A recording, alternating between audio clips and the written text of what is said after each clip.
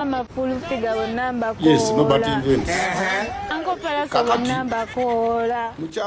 Naye nga wenkoledde vidiyo eno amawulire ga mukyala Alien Skin gakyagenda mu maaso okutwedinga actually buli wamu wonna TikTok, Facebook, buli wamu wonna ku social media kw'ossa ate n'emikutu egy'enjawulo okwetooloola esayidi eno naye nga munnange bikyagenda mu maaso awo naye nga bannange nobody invents bannange ngenda kubeera nga mbikubuulyako munnange ate mu maaso awo ate ng'era nina Palaso wali munnange beeguddeko ate ku mulundi ogw'okulala ne Queen Mina TikToker bannange ate nga munnange Wizzo Manizo kakati nno ali munnange ate mu kujja ku kya MP Makindye West. Oh my God, ngenda kubeera nga mbikubuulyako bampita Jaminati nsinzira ku Jaminati Yugi naye nga kansooke munnange ate nkutegeezeko ku mawulire agali mu getting viral munnange ate okwetooloola nobody invents bannange taggwayo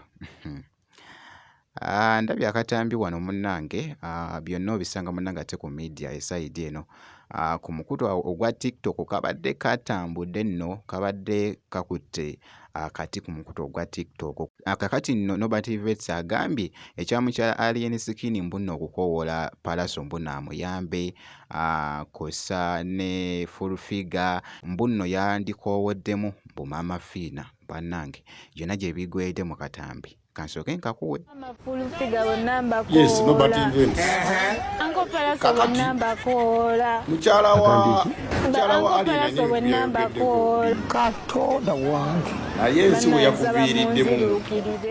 amuwa abaana ba Alien. Kwe kukoola abantu ate balabe b'omwami wo. Toyina bw'obadde okoola full figure kujja kukuyamba. Of all people n'okoola Palaso n'omuyita ne Uncle Palaso walimbye nnyo mbu nkoola Uncle Palaso nkoola Uncle Palaso ojjo nnyambi kati Palaso yennyini yeremereddwa gwe wali olabeko ku Palaso ng'abeera ne mukyala we abeera ne bashogamami bakazi bakadde kati ate gokoola Palaso abeera n'abakazi bakadde badinka omuwowuwe mama w'abaana omuzungu ali mu Amerika kisegeera tasobola kubeera naye kukoola abantu abategereka nga bamaama fiina naye nga munnange byebyo ebikyagenda mu maaso okutambula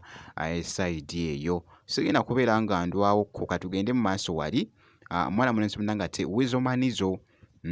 avuddeyo ko wali munnange ndabyeko kaawo nkugambye amawulire gali mu kutambula omwana mulenzi avuddeyo n'akuma omuliro muganda wange social media yonna esaanikidde munnange ate amawulire gano gakyagenda mu maaso okutwedinga ag'omwana mulenzi mbunno mbu ali mu kujja munnange ate ku kya MP naye ajidde nga azenga independent bannange Douglas omumanyi bulungi akayiringu mba nyingiddewo essaawa eno oba ensangi zino ebyobufuzi ebye Uganda biyingiddemu nnyo abantu okuva mu entertainment industry era abantu bangi tubalabeko nga beesimbawo basimanya banina Rose simanya bani simanya naye tubadde tukyali awo muganda wange atwegeyageya tweri entama ate musajja wattu ono gwe bayita Seeguya Wizzo Manizo CEO Good Life naye teyeesimbyewo Makindye West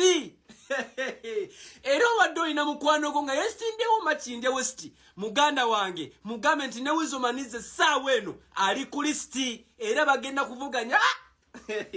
gwe kino nga kitalo kinaggwa byebyo nno munnange ate ebigenze mu maaso esayidi eyo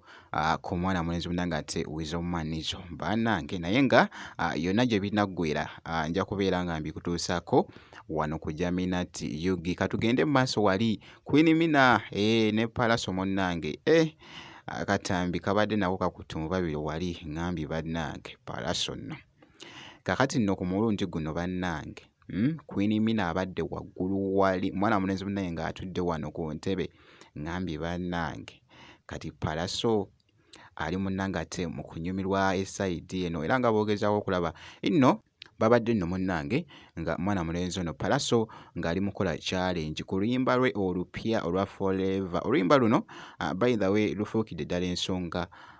naddala ku mukutu ogwa TikTok balukozeemu nnyo challenge mpitirivu nnyo era nno abadde munnanga awo ng'akoze challenge eno ne mwana muwala omwatiikirivu ennyo amuyite Queen Mina okuggyayo amakulu g'oluyimba luno olwa Forever.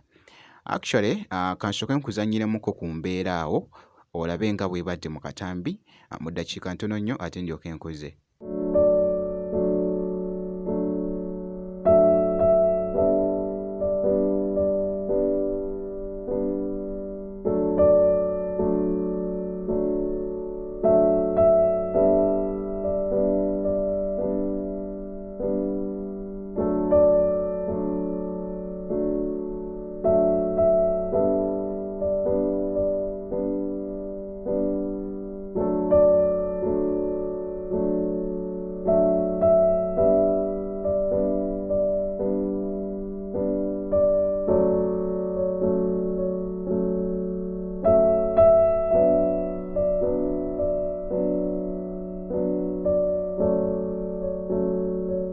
Byebyo nno munnange ebitambudde esayidi eyo era nga bwentyo bwenkoze kakasa nti no video ogimpeera like kosata n'okusubscribinga kasita obeera nga tonnaba